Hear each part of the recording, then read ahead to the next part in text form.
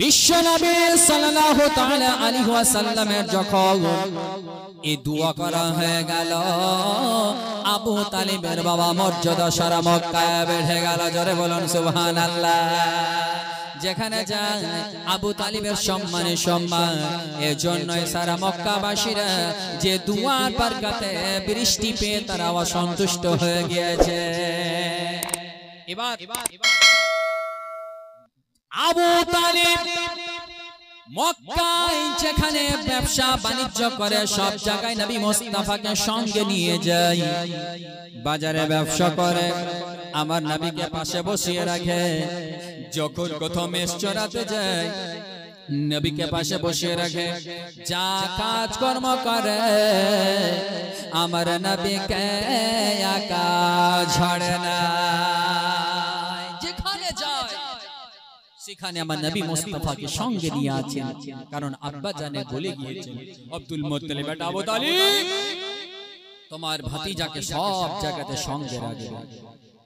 এবার যখন বিশ্ব নবীর বয়স 12 বছর হয়ে গেল, এটা প্রথম সফর করতে চলেছে, মুলকে শামের দিকে চলেছে সফর করার জন্য। আবু তালিব বিজনেস বাড়ানোর জন্য, বিজনেসকে বড় করার জন্য আরব থেকে মক্কা থেকে যাবেন মুলকে শামে। কাপড়ের বিজনেস করছেন বাবা। এবার আবু তালিব যাবেন, যে সমস্ত মাল, যে সমস্ত কাপড়গুলোকে বিজনেস করার জন্য নিয়ে যাবে সেগুলো বাধা হয়ে গিয়েছে। এবার আমার বিশ্ব নবী সাল্লাল্লাহু তাআলা আলাইহি ওয়াসাল্লামকে আবু তালিব বাবা কিন্তু মুলকে শাম এত দূর নিয়ে যাবে না। আমার নবী বলতে আছে চাচা গো আপনি যাবেন এত দূর মুলকে শামে বিজনেস করার জন্য। ও চাচা আপনি ব্যবসা বাণিজ্য করার জন্য যাবেন, চাচা গো আমিও আপনার সঙ্গে যাব। আবু তালিব বলতে আছে রে মা, ওরে বেটা মোহাম্মদ ভাতিজা রে তুমি যেও না, আমি একবার মুলকে শাম থেকে ব্যবসা করে আসি। নবী আমার কিছু বললেন না, নবী চুপচাপ গিয়ে বসে রয়েছেন। আবু তালিব যেমন যাবে আর আগে বাড়তে পারে না, আর আগে যেতে পারে না, এর জন্যই দিলখানা কেটে পড়ছে। আমি আমার ভাতিজা মোহাম্মদকে কেমন করে রেখে চলে যাব, এটা আবু তালিব সহ্য করতে পারলেন না। আবার এসে বলছে ওরে ভাতিজা মোহাম্মদ রে, আমি তোমাকে ছেড়ে আমি মুলকে শাম যেতে পারবো না। ভাতিজা রে চল রে ভাতিজা চল, তুমি আমার সঙ্গে মুলকে শামে চলো আজকে ব্যবসা করতে। এটা নবী মুস্তাফার আরব থেকে মক্কা থেকে মুলকে শামের প্রথম সফর শুরু হলো। আবু তালিব রওনা হয়ে গেলেন। এবার পথ অতিক্রম করার পরে, সফর করার পরে মুলকে শামে যাওয়ার পূর্বে বুসরা নামে একটা জায়গাতে বিশ্রাম করতে লাগলেন।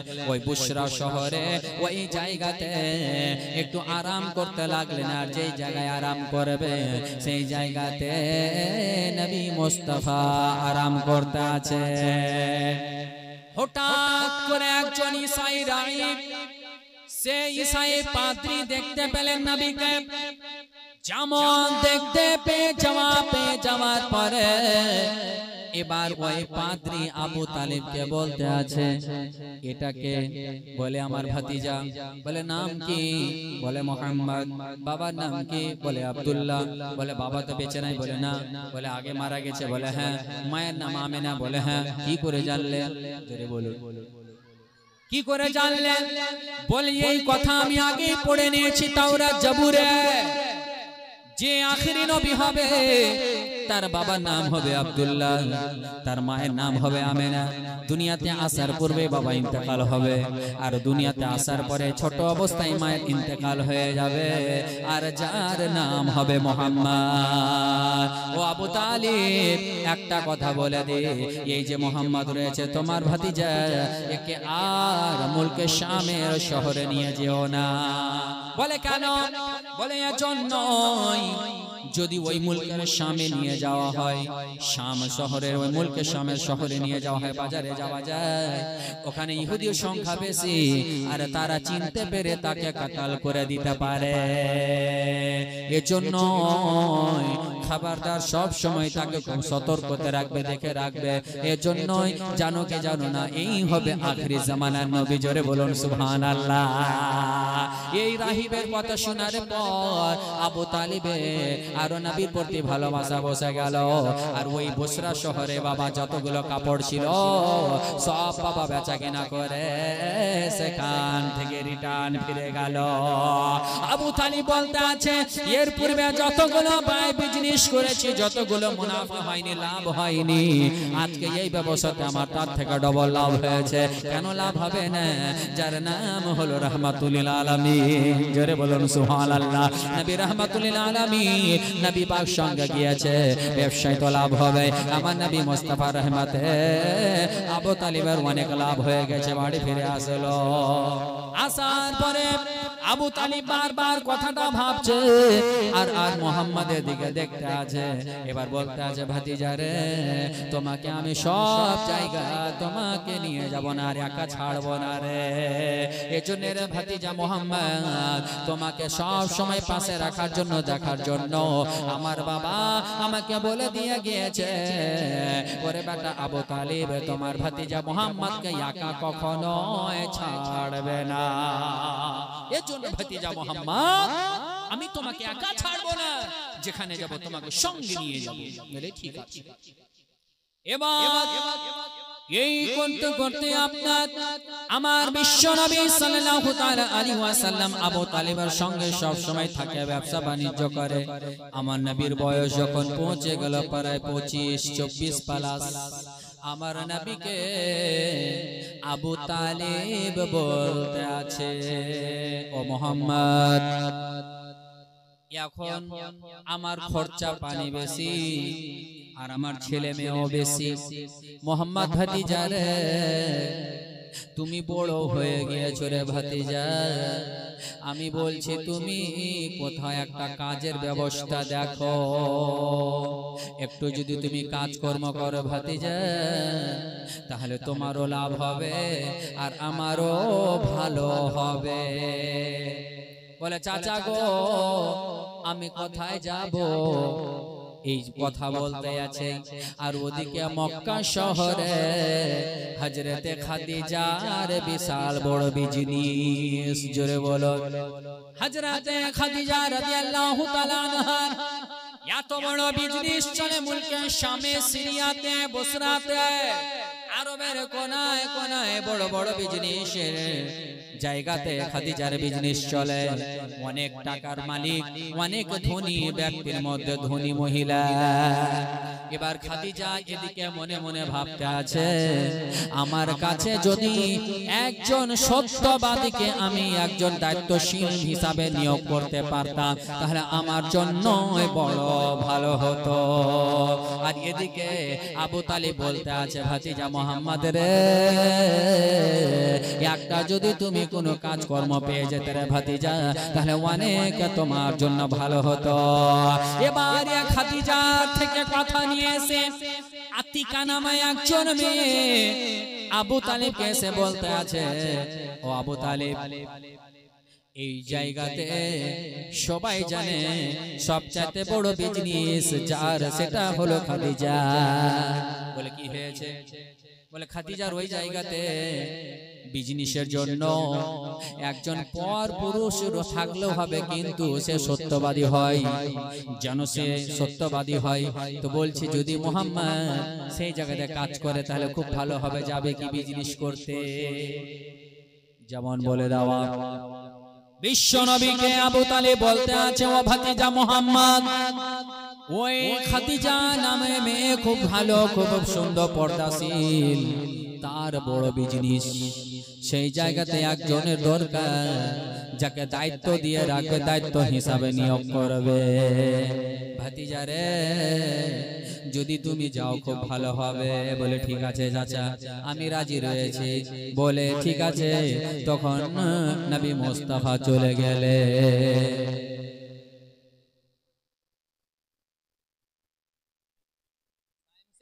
কত সায়েম শেখ নারে তাকবীর নারে রিসালাত নারে হায়দারি সায়েম শেখ এক ব্যাগ সিমেন্টের দাতা সুবহানাল্লাহ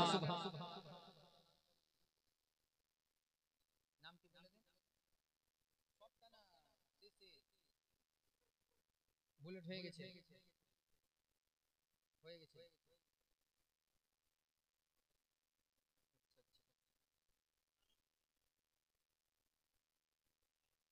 সালাম আচ্ছা সুবহানাল্লাহ সুবহান নারে তাকবীর নারে রিসালাত নারে হায়দারি সালাম শেখ সুবহানাল্লাহ এক ব্যাগ সিমেন্টের দাতা সালাম শেখ নামে এক ব্যাগ সিমেন্টের দাতা সুবহানাল্লাহ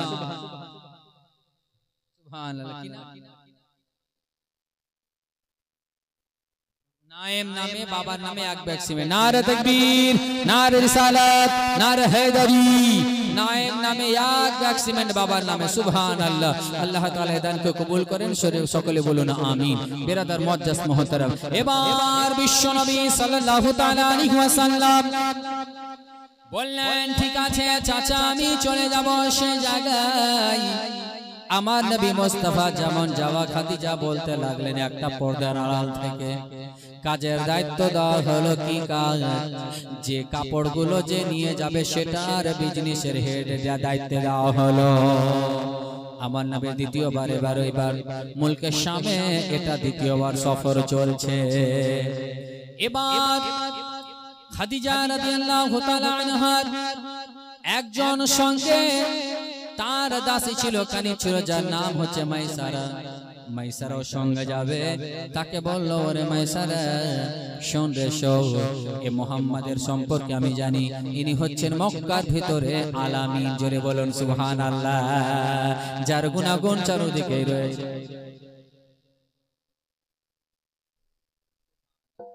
নারে তাকবীর নারে রিসালাত নারে হায়দারি আকলিমা বিবি বাবা মায়ের নামে 2 ব্যাগ সিমেন্ট সুবহানাল্লাহ আকলিমা নামে আমার মা দিয়েছে বাবা মায়ের নামে 2 ব্যাগ সিমেন্ট যা উদ্দেশ্য দিয়েছে আল্লাহ যেন কবুল করে সকলে বলুন আমিন রবিউল শেখ নারে তাকবীর নারে রিসালাত নারে হায়দারি রবিউল শেখ নামে এক ব্যাগ সিমেন্টের দাতা বাবা মায়ের নামে আল্লাহ তাআলা কবুল করে জোরে বলুন আমিন যেমন এবার খাদিজা বলতেন যে ওই মাইসারা সঙ্গে যখন যাবে বিজনেসে মুলকের শামে তো সব সময় তোমাকে বলা হচ্ছে মুহাম্মাদের খেয়াল রাখবে একা ছাড়বে না তুমি সব সময় মুহাম্মাদকে দেখে রাখবে সফর রওনা হয়ে গেল সফর রওনা হয়ে যাওয়ার পরে বাবা আবার ওই মুলকের শামে যাওয়ার আগে আয় বসরা নামক জায়গাতে বাবা আরাম করতে লেগেছে আর একটা গাছের কাছে আমার নবী বসে রয়েছে যেমন ওই গাছের কাছে বসে থাকা তখন ওই জায়গাতে নাস্তুরা নামক একজন পাদ্রী সে আপনার দেখতে আছে আমার নবী মুস্তাফাকে দেখার পরে ওই নাস্তুরা নামক বহেরা একজন ব্যক্তি যে পাদ্রী হলো তাওরাত জাবর পড়তে জানতেন সে তখনকার ওই মাইসারাকে ডেকে বলছেন মাইসারাকে আগে থেকে চিনে যেহেতু মাইসারা অনেকবার যাওয়া আসা করেছে মাইসারাকে বলতে আছে ওরে মাইসারা শোন বলে ওই গাছের কাছে কে বসে আছে বলে মুহাম্মদ বাড়ি কোথায় বলে মক্কা বাবার নাম বলে আব্দুল্লাহ মায়ের নাম বলে আমেনা বলে বাবা মা নাই বলে না নাই ঠিক আছে ইনি যে বসে রয়েছে ইনি হবেন আখিরি জামানার নবী জোরে বলুন সুবহানাল্লাহ ওই মাইসারা একটা খবর আগে রেসে একে আর মুলকে শামের শহরে নিয়ে যেও না বলে কেন বলে এজন্যই যে ওখানকার ইহুদিরা দেখতে পেলে তারা কাতাল করার চেষ্টা করবে জামাল বলে দাওয়া সেই জায়গাতে সমস্ত কাপড় বেচা কিনা করে দিল আর বেচা কিনা করে দেওয়ার পরে বাবা এত বেচা কিনা তো লাভ হলো এত লাভ হলো রে মা যে আমার নবীকে নিয়ে মাইসারা আগে আগে চলে আসলে আর এদিকে খাদিজা রাদিয়াল্লাহু তাআলা আনহা ছাদ থেকে দূর থেকে নবীকে দেখতে আছে। আমার নবী আসলেন, আসার পরে আমার নবী প্রত্যেকটার পায়ে পায়ে করে হিসাব বুঝিয়ে দিলেন। আর এত লাভ হয়েছে, এত মুনাফা হয়েছে, খুশিতে যে উটের গিয়েছিলেন সেই উটটা আমার নবীকে উপহার দিয়ে দিলেন। জোরে বলো। এবার দিন যায়, রাত যায়, হযরতে খাদিজা রাদিয়াল্লাহু তাআলা আনহার বয়স হচ্ছে 40 আর বিশ্ব নবীর বয়স হচ্ছে 25। হযরতে খাদিজা রাদিয়াল্লাহু তাআলা আনহার বিয়ের পূর্বে দুইটা বিয়ে হয়েছিল বাবা, আর দুই বিয়েতে দুই জায়গাতে দুটো করে সন্তান ছিল।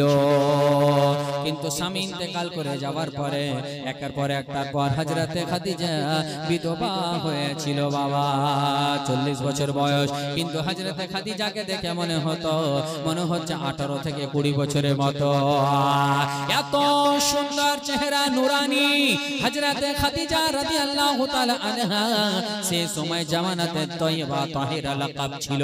হযরতে খাদিজা কাছে বড় বড় ধনী লোকেরা প্রস্তাব দিয়ে পাঠিয়েছে, কিন্তু খাদিজা কারোই প্রস্তাব গ্রহণ করেনি।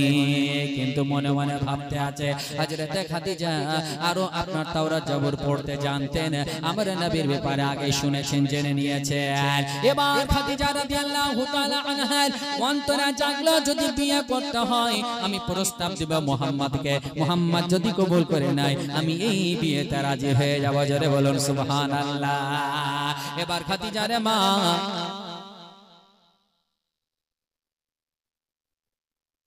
সুবহানাল্লাহ লতিফ সে তার স্ত্রীর নাম লতিফ শেখ তার স্ত্রী নামে 5 ব্যাক্সিমে নারে তাকবীর, নারে রিসালাত, নারে হায়দারি। মাহে রবিউল আউয়াল জনাব লতিফ শেখ সাহেব 5 ব্যাক্সিমেন্টের দাতা, নিজের স্ত্রীর নামে একবার দোয়া করে দোয়া আলহামদুলিল্লাহ রাব্বিল আলামিন। আল্লাহ রাব্বুল আলামিন তোমার বান্দা জনাব লতিফ শেখ আল্লাহ তোমার ঘরে 5 ব্যাগ সিমেন্ট দান করেছে রব্বুল আলামিন, যা উদ্দেশ্য নিয়ে দিয়েছে আল্লাহ এত বড় দান তার স্ত্রীর জন্য দিয়েছে আল্লাহ। তার স্ত্রী দুনিয়া থেকে ইহকাল থেকে পরকাল গমন করে চলে গিয়েছে রব্বুল আলামিন। জানি না কবরে কি রকম অবস্থা রয়েছে আল্লাহ, তুমি রহমান, তুমি রহিম মওলা।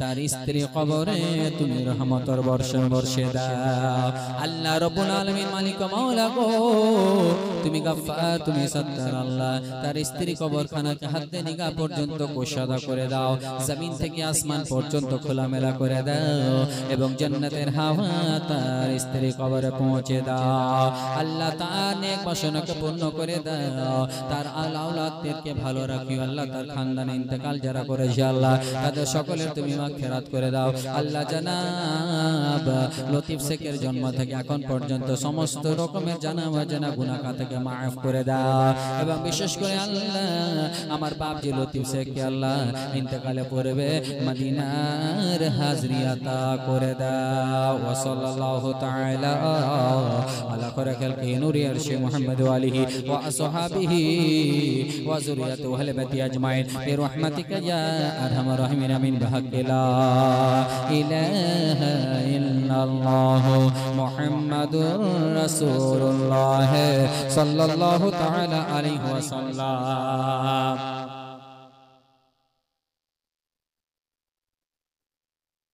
সুবহানাল্লাহ। বাবু নামে এম বাবু নাকি এম বাবু নামে 2 ব্যাগ সিমেন্ট বাবা মায়ের না না নানির নামে। সুবহানাল্লাহ। নারে তাকবীর, নারে রিসালাত, নারে হায়দারি। জনাব এম বাবু সাহেব নানা নানির নামে 2 ব্যাগ সিমেন্ট দান করেছে আল্লাহ। যা উদ্দেশ্য তোমার সে বান্দা তার নানা নানি নামে দিয়েছে তার নেক উদ্দেশ্য পূর্ণ করে দাও। আহলে খানদানে যারা ইন্তেকাল করেছে তাদেরকে জান্নাতবাসী করে দাও। সকলে বলুন আমিন। যেমন এবার হযরতে খাদিজা রাদিয়াল্লাহু তাআলা আনহা দিলে দিলে অন্তরে এটাই ভাবতে আছে, যদি বিয়ে করতে হয় মুহাম্মদকে করব, প্রস্তাব দেব, যদি কবুল করে নেয়। এবার বাড়িতে বাবা এদিকে আবু তালিব আর তার ফুফি আলোচনা করতে আছে নাফিসা। ওরে ভাই আমার ভাতিজা মোহাম্মদকে বলে দেখতে হবে, বয়স হয়ে গেল, বিয়ে শাদী করার জন্য বলতে হবে। কিন্তু বলবে কি? নাফিসাকে খাদিজা বলতে আছে, ওরে নাফিসা যা যা, আমি মোহাম্মদের কাছে पैगाम পৌঁছাচ্ছি, বিয়ের যদি কবুল করে আমি মোহাম্মদকে বিয়ে করতে রাজি রয়েছি। আর নাফিসা খুশি হয়ে আনন্দে আনন্দিত হয়ে বাবা আবু তালিবের কাছে, আগে নবীর কাছে চলে আসলে। ও মোহাম্মদ, আগে প্রশ্ন করছে ও মোহাম্মদ, বলে কি? বলে তুমি কি বিয়ে করবে না? তোমার তো বয়স হয়ে গেছে। বলে এখন কি করে করব? আমি বিয়ে করার আগে আমার চাচাকে জানতে হবে। বলে যে কি শোনো, ওরকম যদি ভালো পর্দাশীল তয়বা তাহেরা মেয়ে থাকে তুমি কি রাজি হবে? বলে কে এরকম মেয়ে রয়েছে? বলে খাদিজা, সে নিজেই বলে দিয়েছে তোমার জন্য প্রস্তাব দিয়ে পাঠিয়েছে, তুমি কি এই প্রস্তাব কবুল করছো? নবী বলতা আছে আমার চাচা আবু তালিবকে জানবো, আমার চাচা যদি বলে দেয় আমি তারপরে কিছু বলবো। এই প্রস্তাব নিয়ে আবু তালিবের কাছে গেলে নবী দাঁড়িয়ে আছে আর নাফিসা বলতে আছে, ও আবু তালিব, মুহাম্মাদের জন্য খাদিজা প্রস্তাব পাঠিয়েছে, যেমন বলে দেওয়া। আবু তালিব আমার নবীকে জিজ্ঞেস করতে আছে, ভাতিজা, খাদিজা খুব ভালো মেয়ে, খুব তয়্যিবা তাহিরা পাক মেয়ে রয়েছে, তার প্রস্তাব কি কবুল করছো? নবী বলতে আছে, চাচা গো আপনি যা বলবেন তাতে আমি রাজি। জোরে বলুন সুবহানাল্লাহ। তার মানে বোঝা গেল নবী আমার রাজি হয়ে গেলেন। এবার জানাবে আবু তালিব এবার বিয়ের ডেট ফেলে দিলেন, বাবা খাদিজার বাড়ি গেলেন।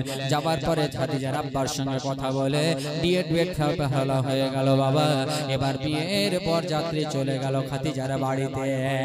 আবু তালিব গেলে, সঙ্গে আরো ভাই বোনেরা গেলে। যাওয়ার পরে এবার আমার নবী মুস্তাফার বিয়ে পড়ালে আর খুতবা দিলেন আবু তালিব। জোরে বলুন সুবহানাল্লাহ। বিশ্ব নবী সাল্লাল্লাহু তাআলা আলাইহি ওয়াসাল্লামের নিকাহ মোবারক হয়ে গেল। বিয়ে শাদীর পরে যখন এবার যতগুলো মাল ধন দৌলত ছিল বাবা, সমস্ত কিছুর মালিকানা খাদিজা নবী মুস্তাফাকে দিয়ে দিলে। জোরে বলুন সুবহানাল্লাহ। আমার বিশ্ব নবীকে খাদিজা বাবা ভেরে দিলে। হযরতে খাদিজা সমস্ত কিছুর মালিক হয়ে গেল নবী মুস্তাফা। আর এটার কারণ হলো ইসলামে যতগুলো মাল খাদিজার, আপনার খাদিজার মাল সাহায্য করেছে, আর কারোই মাল এত সাহায্য করেনি। জোরে বলুন সুবহানাল্লাহ। ইসলাম প্রচার করার সময় নিয়ে হযরতে খাদিজা রাদিয়াল্লাহু তাআলা আনহা মাল ধন দৌলত সম্পদ এগুলো খুব কাজে দিত বাবা। এই করে আপনার সংসার চলতে থাকে। নবীর বয়স যখন হয়ে গেল 35 বছর, তখনকার একটা কথা বলা হয়, ওই সময় ওই কাবা ঘরের দেওয়ালগুলো হযরত ইব্রাহিম ইসমাইল যে তৈরি করেছিলেন আস্তে আস্তে আপনার কমজোর হয়ে গিয়েছিল। এত জোরে বৃষ্টি হয়েছিল, ঝড় তুফান হলো, সমস্ত পানি আসার পরে ওই কাবা ঘরের দেওয়ালগুলো ভেঙে গিয়েছিল। এবার সারা মক্কাবাসীরা বড় বড় গোত্র থেকে তারা এক জায়গায় হলো। হয়ে যাওয়ার পর ওই কাবা ঘরকে ভাবতে লাগলো, করে তৈরি করলে হবে না, মজবুত করে পাথর দিয়ে তৈরি করতে হবে। জোরে বলো। এই কাবা ঘর, যেই কাবা ঘরকে আমরা এমন তেমন করে দিলে গেলে আবার যদি বন্যা চলে আসে ভেঙে যাবে, আমরা তেমন করব না। বহু বড় বড় গোত্র থেকে আপনার সব সর্দারের এক জায়গায় হলো, আলোচনা হলো, পাথর দিয়ে বড় করে ভালো করে তৈরি করতে হবে। কাজকর্ম শুরু হয়ে গেল। আবার পুনরায় দেওয়াল গাঁথা আরম্ভ হয়ে গেল। ভিট উঁচু করে দেওয়া হয়েছে, যেমন হাজিরা গিয়েছে দেখি মাথা থেকে উঁচু। জোরে বলুন। এবার যখন হাজরে আসওয়াদ পর্যন্ত গাঁথনি চলে যায়, ওই হাজরে আসওয়াদ ওই পাথরখানা এবার যে লাগাবে, ওই পাথরখানা লাগানোর জন্য সারা মক্কা শহরের যতগুলো গোত্র থেকে সর্দার ছিল তারা সবাই প্রতিবাদ করতে লাগলো। এই পাথরখানা কেউ বলে আমি লাগাবো, কোন গোত্রে বলে আমি লাগাবো, কেউ গোত্রে বলে আমি বানাবো। এর জন্য এই পাথরটা হলো জান্নাতি পাথর। জোরে বলুন সুবহানাল্লাহ। এই হাজরে আসওয়াদ পাথর লাগানোর জন্য এক একটা দল থেকে এক একটা তাদের গোত্র থেকে সর্দারেরা এক অপরের সঙ্গে আপনার মারামারির হানাহানির মতন চলে আসলো। সবাই বাবা আপনার ওই সবাই বলছে আমি লাগাবো আমি লাগাবো। ওই সময় একজন বয়স্ক ব্যক্তি বলতে লাগলো শোনো ও মক্কাবাসীরা, এভাবে করে ঝামেলা করলে নিজেদের মধ্যে হবে না। তাহলে কি করতে হবে? একটা বিচার আমি পেশ করি। গত আগামী কালকে সকালবেলা সর্বপ্রথমে এই মসজিদ হারামে যে আগে প্রবেশ করবে সে যেটা বলবে এটার উপরে আমল করা হবে। জোরে বলুন সুবহানাল্লাহ। সকাল হতে আছে, সূর্য উদয়ের আগে সর্বপ্রথমে যে কাবা ঘরের কাছে আসেন আর কেউ না, দোজাহানের বাদশা রাহমাতুল লিল আলামিন নবী প্রবেশ করলেন। জোরে বলুন সুবহানাল্লাহ। যেমন তারা দেখতে আছে যে নবী মুহাম্মদ প্রবেশ করে গিয়েছে, তারা আল আমিন আল আমিন বলে আওয়াজ করতে লাগলো। এই জন্য আমার নবী পাককে সারা মক্কাবাসীরা আল আমিন বলতেন। আল আমিন কেন বলতেন? আল আমিন কথার শব্দের অর্থ হচ্ছে বাংলাতে আবিধানিক অর্থ হলো বিশ্বাসী। জোরে বলুন সুবহানাল্লাহ। আমার নবীকে ওই সময় যখন নবুয়ত এলান করেননি ওই সময় মক্কাবাসীরা আমানত রাখতে দিতেন। আমানত কাকে বলা হয়? একটা কথা বলে দিন মাসলা সম্পর্কে। আমানত কি? কে বলল মুহাম্মদ আমার কিছুটা সোনার জিনিস আছে, আমি মুড়ে দিয়েছি, এটা রেখে দাও। তো নবী আমার ওভাবেই রেখে দিতেন। যখন ওই ব্যক্তি চাইতেন সেম ওইভাবেই বাঁধা ওইভাবেই রাখা ছিল তেমন করে উঠিয়ে দিয়ে দিতেন। জোরে বলে, এটা হচ্ছে আমানত রাখা, মানে যেমন ভাবে রাখতে দিবে তেমন ভাবে আবার দিয়ে দাও। যেমন এটা ধরেন যে মসজিদে জুমাতে টাকা উঠলো, ধরুন যে 4000, তো 4000 টাকা উঠলো, তো ক্যারি ব্যাগে ভরে পান্নিতে বেঁধে আপনাকে দিল রাখতে। আপনার কর্তব্য হবে ওই 4000 টাকাকে পান্নিতে বাঁধা আছে ওভাবে গিয়ে রেখে দেন। সমাজ যখন বলবে যে টাকাটি নিয়ে আসো গণবো, তো ওভাবেই পেশ করেন, এটা আপনার আমানত সঠিক হলো। জোরে বলে। আর মসজিদের আপনার 4000 জায়গা কি 40000 টাকা উঠেছে, আপনাকে সুন্দর করে কমিটি লোক বা গ্রামের লোক বেঁধে দিল, আপনি বাড়িতে রাখছেন, 2 মাস হয়ে গেছে, আরে আমি একটা তো জমি কিনছি, বায়ানা করব, টাকা নাই, এক কাজ করি 40000 তো আছে, এখন দিয়ে দিই, যখন লাগবে তখন দিয়ে দেব। না যায়, না যায়। তার কারণ ওটা মসজিদের টাকা, আপনার ব্যবসার টাকা নয়। ওই টাকাতে যদি কোনো ব্যবসা করে নেন এটা তো 1 নম্বর সর্বপ্রথম ভুল। আর যেটা ওই মুনাফা হবে ওটা সবটা মসজিদ। মুখলে শুনেলেন, অত সহজ নয়। মসজিদ একটা মসজিদের জিনিস অপর মসজিদে লাগানো চলবে না, তাহলে ভাবেন। আর আপনি আপনার টাকা বিজনেসে লাগাবেন, বাবা খবরদার, এটা খেয়ানত হয়ে গেল। এজন্য আয়াতুল মুনাফিক সালাসাতুন ইযা হাদাসা কাযাবা ওয়াইদা ওয়াদা খালাফা ওয়া উতুমিনা খানা। যখন মুনাফিকের পরিচয় তিনটি, যখন কথা বলবে মিথ্যা, যখন ওয়াদা করবে খেলাফ, আর আমানত রাখতে গেলে খেয়ানত করবে, এটা মুনাফিকের পরিচয়। আজিজানে মিল্লাত ইসলামিয়া। তো বুঝা গেল একে বলে আলামিন, যেটা বিশ্বাসী। আর ওতে দেখবেন আপনাকে গর্ব মনে হবে। জোরে বলে, একটা জিনিস নিলে দেখবেন মা নেকির কাজ করার পরে নিজেকে খুশি পাওয়া যায়, আনন্দ পাওয়া যায়। জোরে বলে। আর গুনার কাজ যদি হয়ে যায়, ভুল হয়ে যায়, নিজেকে খুব গমজদা পান, আপনি দেখবেন নিজেকে খুব আপনার খারাপ মনে লাগে। যদি কাউকে দুঃখ দেন তা আপনি খুশি পান কি? না, আপনিও দুঃখিত থাকেন। যদি কাউকে আপনি খুশি করতে পারেন তা আপনিও খুশি হয়ে যান। জোরে বলো। দেখবেন বেরাদার, কারো মনে যদি কষ্ট দেন তা আপনি বেরাদার বাড়িতে হাসতে পারবেন না, আপনারও দিলটা কান্না করে। কারণ আপনার সবচেয়ে বড় মুফতি হলো দিল। জোরে বলো। ভালো কাজ করার পরে অটোমেটিক ভিতর থেকে আনন্দ বের হবে, মানে নেকির কাজ করলে ভিতরটা খুশি হয়ে যাবে। আর গুনার কাজ করার পরে ভিতরটা অটোমেটিক আপনার কাঁপবে, আপনার বেরাদার খুশির ইজহার হবে না। আজিজানে মিল্লাত ইসলামিয়া। তো এই জন্য এই মক্কাবাসীরা তারা বলতে লাগলো আলামিন আমিন বলে চিল্লাতে লেগেছে। আমার বিশ্বনবী যেমন প্রবেশ করে যাওয়া, ওই মক্কাবাসীর সমস্ত গোত্রের মানুষেরা এবার বলছে বিচার যেটা হবে সেটা সুন্দরভাবে বিচার হবে। আমার বিশ্বনবী চলে গেলেন। যাওয়ার পরে তাদেরকে বলতে লাগলেন, নিজেদের মধ্যে ঝামেলা মারামারি কাটাকাটি হানাহানি না করে আমি একটা কৌশল বের করে দিচ্ছি, একটা পদ্ধতি বলে দিই। এই পদ্ধতি যদি অবলম্বন করেন তাহলে আপনাদের জন্য কল্যাণ হবে। বলে কি? নবী আমার বললেন একখানা চাদর নিয়ে আসা হোক। একখানা চাদর নিয়ে আসলেন। চাদর নিয়ে আসার পরে ওই চাদর খানাকে বিছিয়ে দেওয়া হলো। আর আমার নবী বললেন হাজরে আসওয়াদ খানাকে ওই চাদর চাদরে রেখে দেওয়া হোক। জোরে বলুন সুবহানাল্লাহ। আমার বিশ্ব নবী এই ফয়সালা করে দেওয়ার পর ওই চাদরে আপনার হাজরে আসওয়াদকে রেখে দিলেন। হাজরে আসওয়াদকে রেখে দেওয়ার পর এবার আমার বিশ্ব নবী বললেন প্রত্যেকটা গোত্র থেকে একজন করে সর্দার ওই চাদরের কোনাগুলো ধরুন। জোরে বলুন সুবহানাল্লাহ। সবাই আনন্দিত হয়ে খুশি হয়ে বাবা ওই চাদরের কোনাগুলো ধরে নিল। আর আমার নবী ধরে ওই হাজরে আসওয়াদকে কাবা ঘরে লাগিয়ে দিল। নারে তাকবীর, নারে রিসালাত, নারে হায়দারি। জামাল লাগিয়ে দাও বাবা। সমস্ত গোত্রের লোকের মানুষেরা খুশি হয়ে গেল, আনন্দিত পেয়ে গেল যে এজন্যই সবাই একই সমান অংশীদার হয়ে বাবা লাগিয়েছে, কেউ কোনো দুঃখ পেল না। এটাই হলো নবীর ফয়সালা। জোরে বলুন সুবহানাল্লাহ। আমার নবী ফয়সালা করে দিলেন এমন ভাবে যে বেরাদার কেউ দুঃখ পেল না। জোরে বলুন সুবহানাল্লাহ। এবার আমার বিশ্ব নবী সাল্লাল্লাহু তাআলা আলাইহি ওয়াসাল্লামের এই করতে করতে বয়স যখন আপনার 40 হতে চলেছে, যেমন আমার বিশ্ব নবীর বয়স 40-এর ঘরে পৌঁছে যাওয়া, আমার নবীকে খাদিজা দেখতে আছে বেশিরভাগই একা সময় থাকতে লাগে। এমন একটা সময় চলে আসলো সব সময় কি যেন ভাবনা চিন্তা করতে আছে, আমার নবী কি যেন একা ভাবতে লেগে আছে। তারপর এই করতে একাকি থাকার জন্য জবল হিরাতে চলে গেলেন।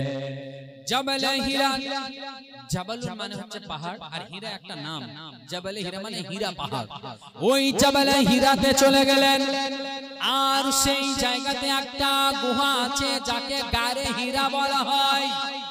সেই জায়গাতে যাওয়ার পর আমার বিশ্ব নবী কয়েকদিন পর্যন্ত আল্লাহর ধ্যানে থাকতেন, খোদার ধ্যানে থাকতেন।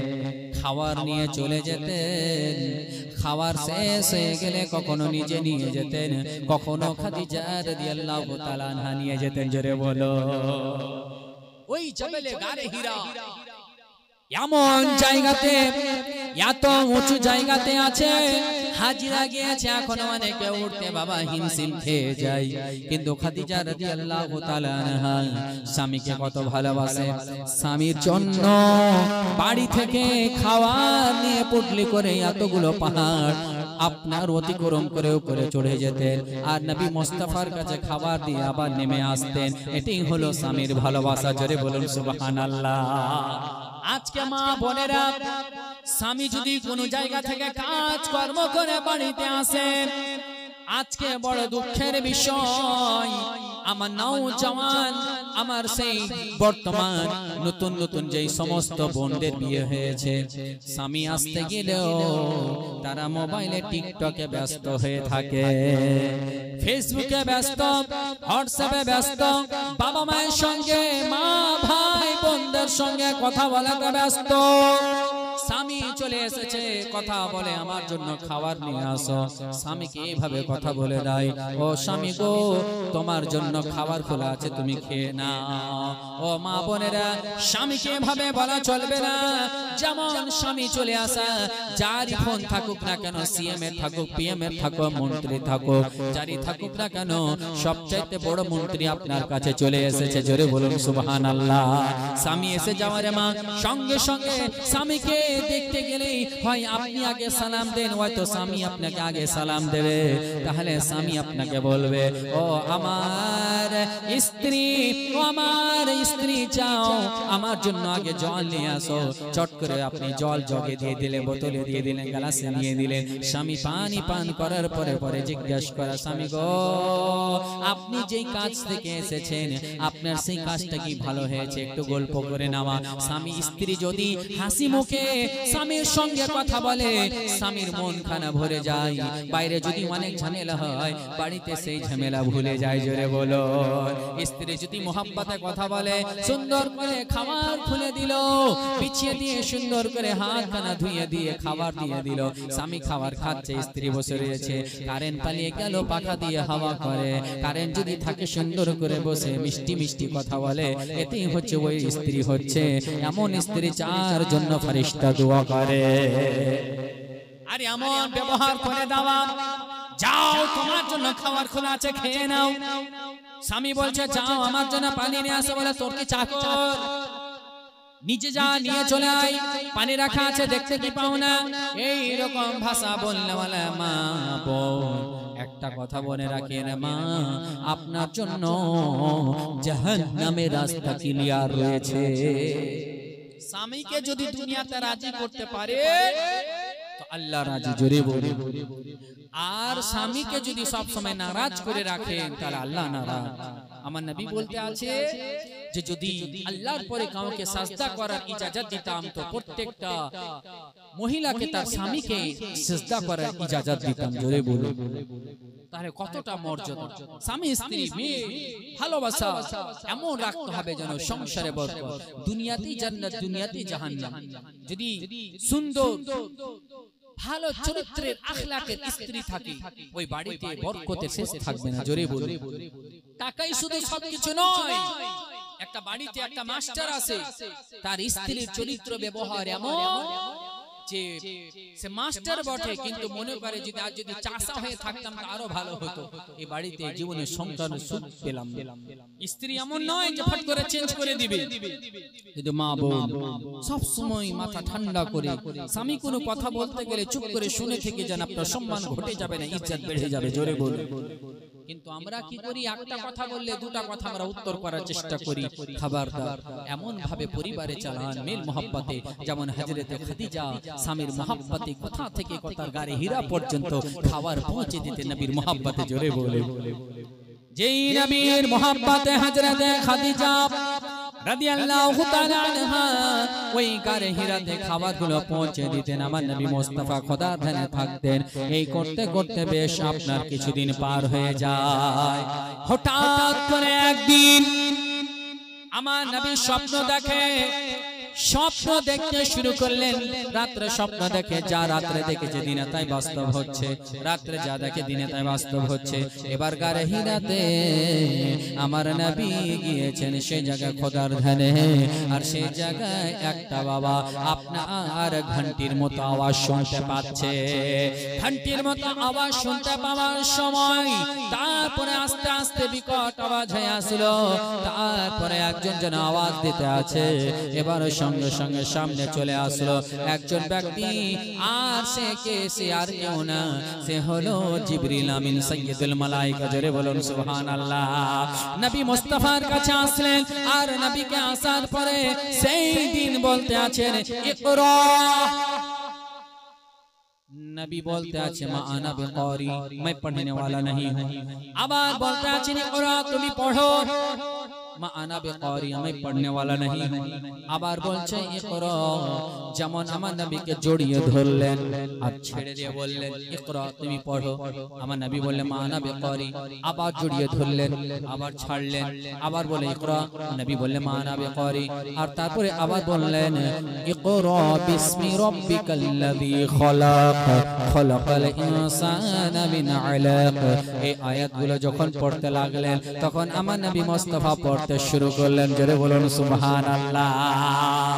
জিবরিল আমিন এই কোরআনের সূরা আলাকে এই প্রথম আয়াত 3 আয়াত আপনাকে পড়ে শোনালেন, আমার নবী মুস্তাফা পড়তে শুরু করলেন। এখানে কয়েকটা কথা বলি বাপ, এখানে অনেকে বলে ইকরা তুমি পড়ো মা আনা বিকারি, এটা বুখারী শরীফের হাদিস। বুখারী শরীফে এটা লফজ আছে মা আনা বিকারি, इसका मतलब है कि मैं पढ़ने वाला नहीं हूं। और क्यों যদি বলে मैं पढ़ना नहीं जानता हूं, एक तो तर्जमा भूल এটা মুজারে সেখানে इसमें फाइल सेगा और जानता हूं এটা हाले और मैं जानने वाला नहीं हूं इल मुस्तकबिल तो बिरादर मुअज्जस मोहतरा तो नबी के যখন বললে আমি পড়তে জানি না তো জানি না তো তারপরে পড়লে কেমন করে জোরে বলো তরজমা এটা নিজে ভুল সেম এ আপনার গ্রামার মা আনা বিকারি যে আছে তো এই আয়াতে মা আনা বিআকিল এটা একটা লফজ আছে বুখারী শরীফ দ্বিতীয় খণ্ডতে একজন সাহাবী আপনার বাইরে গিয়েছিলেন আসার পরে ওনাকে গোশত দেওয়া হলো তো গোশত দেওয়ার পরে ওই গোশত যখন দিলে বলে কিসের গোশত বলে যে এটা গোশত আছে কুরবানির মানে 3 दिन পরে দিছি তো বলছে মা আনা বিআকিল मैं खाने वाला नहीं हूं तो এই কথার কি তরজমা করবে मैं खाना नहीं जानता हूं জোরে বলুন একই গ্রামার একই লফজ একই সব শুধু আকিল আর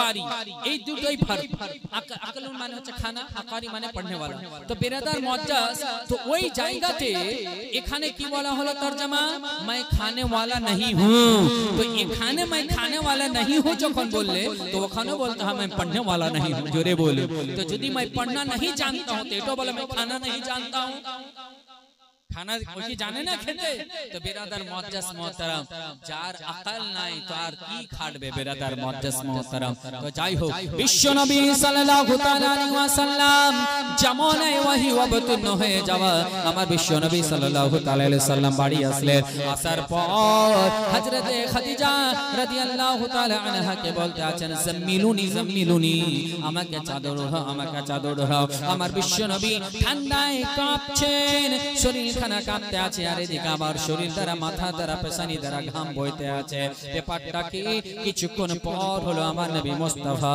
শরীর খানা সুস্থ আপনার স্থির হয়ে গেল এবার খাদিজা রাদিয়াল্লাহু তাআলা আনহা কে আমার নবী বলতে আছেন ও খাদিজা ব্যাপার হচ্ছে এটা আমি ঘাগারে হীরাতে ছিলাম সেই জায়গাতে আমি প্রথমে ঘন্টির মতো আওয়াজ শুনতে পেলাম আস্তে আস্তে আওয়াজ শোনা বিকট হয়ে আসলো আমার সামনে একজন ব্যক্তি আসলেন আসার পরে আমাকে জড়িয়ে ধরলেন আবার আমাকে ইকরা বললেন আমি বললাম মা আনা বিকারি আবার জড়িয়ে ধরলেন আমি বললাম মা আনা বিকারি আবার বললেন ইকরা বিসমি রাব্বিকাল্লাযী খলাকাল ইনসানা মিন আলাক এই আয়াতগুলো যখন পাঠ করে শোনালেন আমি তখন পড়তে শুরু করলাম জোরে বলুন সুবহানাল্লাহ খাদিজা রাদিয়াল্লাহু তাআলা আনহা বলতে আছেন আমার প্রিয় স্বামী মুহাম্মদ আপনি চিন্তা করিয়েন না এটার বিষয়ে আমার ফুফাতো ভাই রয়েছে আমি তার কাছে যাব যার নাম হচ্ছে ওয়ারাকার কাছে গেল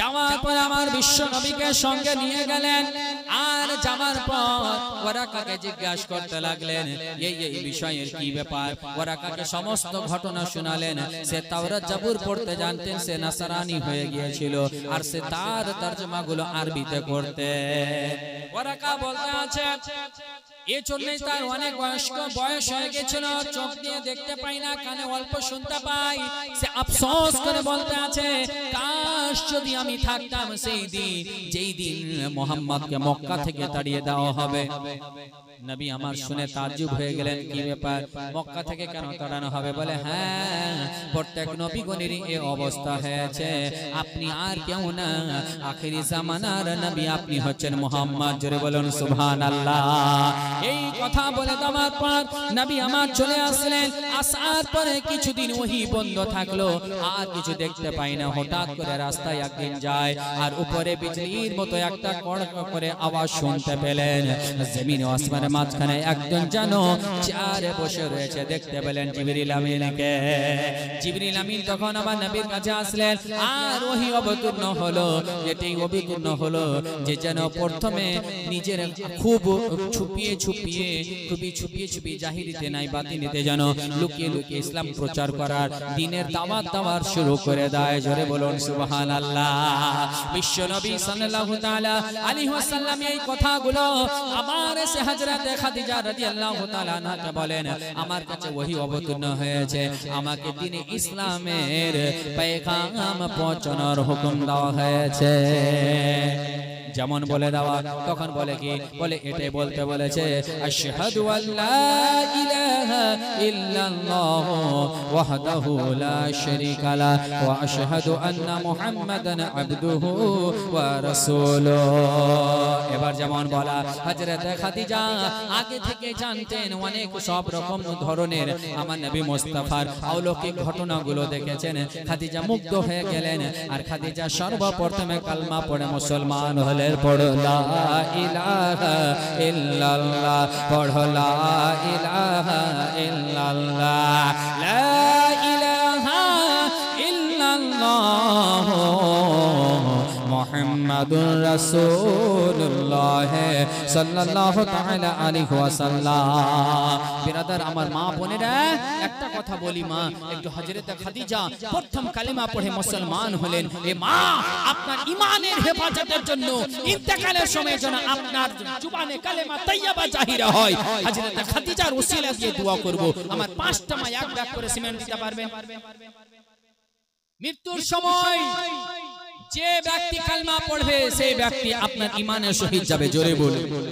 যার আখেরি কালমা হবে লা ইলাহা ইল্লাল্লাহ।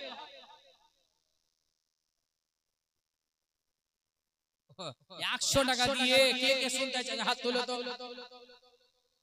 আমার সাথে এখানে দেখা করে আসো একটু বাবু, আসো, नबी की मोहब्बत में आ जाओ। जब नबी की मोहब्बत में ना सुनना चाहते हो तो इधर आओ, चलो आओ सब मिलके इधर आओ बेटा, आ जाओ आ जाओ, मुलाकात करके जाओ, मुसफा करके जाओ। सुभान अल्लाह, आओ सुभान अल्लाह। देखते हैं 2 आदमी आ रहे हैं सरकार की मोहब्बत में, कल मौजन महशर में बुलाया जाएगा। बोले सुभान अल्लाह।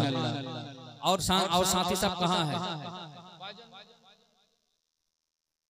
কারা কারা হাত শুনতে চাইছে একটু হাত তুলে বলো দেখি। নবীর মোহব্বত ইয়া রাসূলুল্লাহ, সুবহানাল্লাহ। ভাই তোমরা সবাই মিলে একটা করে ব্যাগ সিমেন্ট দিতে পারবে না নবীর মোহব্বতে? 400 করে টাকা পড়বে ভাই। একটু নামটি তোমরা এসে নবীর মোহব্বতে লিখে দাও, জমকে তোমাদেরকে একটা নাচ শোনাবো যে দিলটা বাগ বাগ মদিনা মদিনা হয়ে যাবে। জোরে বলো, চট করে চলে এসো ভাই, চলে এসো দেখি হিম্মত কত আছে নবীর মোহব্বতে।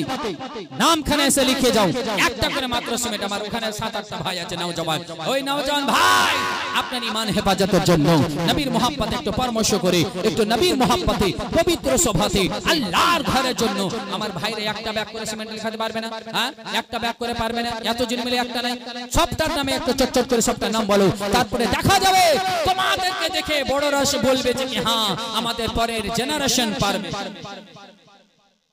সবটি মিলে একটা কঞ্জুসি, সবটি মিলে 5টা করো, একটা করে সবাই। আচ্ছা যাক, সবটি মিলে 4টা করো। সুবহানাল্লাহ। একটা তো হবে। আমার মা বোনেরা, আমাদের মা খাদিজা রাদিয়াল্লাহু তাআলা আনহা আপনার প্রথম কালেমা পড়লেন। আমার মা আপনাদেরকে বলে সুবহানাল্লাহ। আমার এই ভাইরা সবাই মিলে দিয়েছে 12 রবিউল আউয়ালের শানে নাচ শুনে। দিয়ে দাও, এখান থেকে দিয়েছি একটা ব্যাগ সিমেন্ট দিয়েছি। যাই হোক বিরাদার মুআজ্জাজ। আর আচ্ছা মা খাদিজা কালমা পড়লেন। মা আল্লাহর কাছে দোয়া করব হযরত খাদিজার ওসিলা দিয়ে ইন্তেকালের সময় যেন কালমা নসিব হয়। জোরে বলুন সুবহানাল্লাহ। যাকে যাকে মওতের সময় কালমা নসিব হবে, হ্যাঁ একটু নবীর মোহব্বতে 5টা ব্যাগ একটা করে মা দিতে পারবে না? একটা করে ব্যাগ সিমেন্ট মাত্র 400 টাকা পড়বে মা আল্লাহর ঘরের জন্য। আর ইন্তেকালের সময় যদি আল্লাহ তাআলা আপনাকে কালমা পড়ার তৌফিক দান করে, যার মওত ভালো তার কবর ভালো, যার কবর ভালো তার মিজান হাসর ভালো, যার হাসর ভালো তার মিজান ভালো, যার মিজান ভালো তার পুলসিরাত ভালো, আর যার পুলসিরাত ভালো তার জান্নাতে আসান হয়ে গেল। জোরে বলে আমার মা একটু নবীর মোহব্বতে আমার বাপজির ভাইদের দিকে দিক থেকে 4টা কলম, এক ব্যাগ করে সিমেন্ট কালিমা তাইয়্যিবার জন্য আখেরি কালমা যেন আপনার আমার সেই কালিমা তাইয়্যিবা লা ইলাহা ইল্লাল্লাহ হয়। মা একটু নবীর মোহব্বতে এদিক থেকে আমার কোন মা একটু চট করে আমি দেখতে চাই। সুবহানাল্লাহ বিহামদিহি একটু দেখি, তারপরে ইনশাআল্লাহ শোনাচ্ছি। যেমন হযরত খাদিজা রাদিয়াল্লাহু তাআলা আনহা কালমা পড়ে মুসলমান হয়ে গেলেন, লা ইলাহা ইল্লাল্লাহ মুহাম্মাদুর রাসূলুল্লাহ পড়ে নিলেন। তারপরে বেরাদার মুআজ্জাজ আমার খাদিজা আর নবী মুস্তাফা এদিকে বাবা নামাজ পড়তে আছে। জোরে বলুন সুবহানাল্লাহ। হযরত আলী রাদিয়াল্লাহু তাআলা আনহুকে নবী পাক সাল্লাল্লাহু তাআলা আলাইহি ওয়াসাল্লাম আবু তালিবের কাছ থেকে আপনার বাবা নিয়েছিলেন ভাগ করে। এজন্যই আবু তালিবের সন্তান সন্ততি অনেকগুলো। তারা নবী পাক আলোচনা করলেন, এমন একটা সময় কাহাত চলে আসলো আবু তালিবের সংসারে অভাব দেখা গেল। ওই সময় নবী আমার বিচার করলেন, আমির হামজাকে আব্বাসকে বললেন, চাচা গো, আমার চাচা আবু লাহাবের খুব কঠিন অবস্থা। এই অবস্থায় যদি আমরা তার একটা একটা করে ছেলে মেয়েগুলোকে মানুষ করে দিই, তাহলে চাচার জন্য আসান হয়ে যাবে। জোরে বলুন সুবহানাল্লাহ। আমার বিশ্ব নবী সাল্লাল্লাহু তাআলা আলাইহি ওয়াসাল্লাম সেই সময় হযরত আলীকে নিলেন। আলীকে নিয়ে নেওয়ার পরে এবার হযরত আলী নবীর কাছে মানুষ হতে লাগলেন। জোরে বলো। তো আলীর যখন বয়স 10, আর এদিকে খাদিজা নবী মুস্তাফা নামাজ পড়ছেন, আর দরজা থেকে আলী টুকটুক করে দেখতে পেলেন। জোরে বলো। নামাজ সমাপ্তি হয়ে গেল। আলী গিয়ে জিজ্ঞাসা করতে আছেন, হে মোহাম্মদ আমার ভাই, এই কি করা হলো? এটা কি? বলতে আছে, ও আলী রে, এটা হলো আল্লাহর ইবাদত, আল্লাহর ওয়াহদানিয়াতের এটা প্রমাণ। বলে কি? বলে আলী, তুমি কি আল্লাহর একত্ব সাক্ষ্য দিতে চাও? তুমি কি আল্লাহর উপরে ঈমান নিয়ে আসতে চাও? তুমি কি কালমা পড়তে চাও? তোমার এগুলো যারা বুত পূজারী মানে এগুলোকে তাদেরকে মানতে হবে না। হযরত আলী বলতে আছে, এই ব্যাপারে আলোচনা করব, আমি বাবাকে জেনে নিই, তারপরে আমি বলবো। নবী বলতে আছে, আলী রে, তুমি কালমা পড়ো বা না পড়ো দূরের কথা, কিন্তু কাউকে বলতে পাবা না। এবার সকাল যেমন হয়ে যাওয়া, রাত্রে আলীর ঘুম হয় না, যেহেতু আলীর জন্ম হচ্ছে কাবা ঘরে। জোরে বলো। ওই আলী, যে আলীর মর্তবা হচ্ছে ওলি গনের ওলি হযরত আলী। জোরে বলো। কবি বলে না, জানম ফিদা हैदरी या अली अली अली, जानम फिदा हैदरी या अली अली अली। ये अली, ওই আলী, যে আলী হচ্ছেন ওলি গনের ওলি। জোরে বলুন সুবহানাল্লাহ। যেমন সকাল হয়ে যাওয়া, এবার হযরত আলী রাদিয়াল্লাহু তাআলা আনহু সঙ্গে সঙ্গে আমার বিশ্ব নবীর কাছে আসলেন। বলে, হুজুর, ইয়া রাসূলুল্লাহ, ইয়া হাবিবাল্লাহ, নবী গো, আর আমার দিল সহে না, তাড়াতাড়ি করে কালমা পড়িয়ে দেন। পড়ো লা ইলাহা ইল্লাল্লাহ, পড়ো লা ইলাহা ইল্লাল্লাহ, লা ইলাহা ইল্লাল্লাহ মুহাম্মাদুর রাসূলুল্লাহ সাল্লাল্লাহু তাআলা আলাইহি ওয়াসাল্লাম। বাবার মা ও বাবাজি ভাইরা, এই হযরত খাদিজা মহিলাদের মধ্যে প্রথম কালমা পড়লেন। আমার তিনটা মাকে দেখতে যা খুশকিসমত ওয়ালা মা, এক বস্তা করে সিমেন্ট দিবে। আর হযরত আলী যে ছেলেদের মধ্যে আগে কালমা পড়লেন, তো তিনটা আমার ভাইকে দেখতে চায়, আমার বাবাজি ভাইকে আলীর মহব্বতি কালমা তাইয়্যিবা পড়ার কারণে যেন মৃত্যুর সময় কালমা তাইয়্যিবা পড়া আল্লাহ তৌফিক দান করে। এক ব্যাগ করে সিমেন্ট তিনজন দেন তো দেখি। নবীর মহব্বত পবিত্র শোভাতে একটু কমেডি ছেলেকে বলে একটু জার্মান মারা দিবে শেষের দিকে ইনশাআল্লাহ। আর আপনাদেরকে বিরক্ত করবেন, একটু তাড়াতাড়ি করি। আমার এদিক থেকে তিনটা ভাই আর এদিক থেকে তিনটা আমার মা, একটু চট করে নামখানা বলবে সুবহানাল্লাহ, একটু চট করে বলবে সুবহানাল্লাহ বিহামদিহি। একটু নবীর মহব্বতে একটু চট করে শুধু এসে বলতে পারবে। হ্যাঁ, কে দিয়েছে? আচ্ছা, সুবহানাল্লাহ। উজিরের মা, উজির, সুবহানাল্লাহ, নারে তাকবীর, নারে রিসালাত, নারে হায়দারি। উজিরের মা এক ব্যাগ সিমেন্টের দাতা। সুবহানাল্লাহ। তোমার সে বান্দির ইন্তেকালের সময় কালমা তাইয়্যিবা মা খাদিজা রসিলাই আতা করিয়ে। জোরে বলুন আমিন। সুবহানাল্লাহ। একটা মা দোয়া পেয়ে গেলেন, আর বাকি মা মুখ হাত করে দেখছে, মা কার কখন মওত আসবে কেউ জানে না। এই এক বস্তা সিমেন্টের জন্য দোয়া পাবেন মা। একটা মা নাই, উজিরের মা হয়েছে, আর কারো মা নাই। একটা মা বলবে যে মাওলানা আমার জন্য একটু দোয়া করবে, আর আমার কোনো বাপজি ভাই নাই বাবা, শেষে একটু দোয়া করার জন্য। আর তারপরে ইনশাআল্লাহ জমকে একটা নাচ শুনিয়ে তারপরে ইনশাআল্লাহ বিদায় নেব।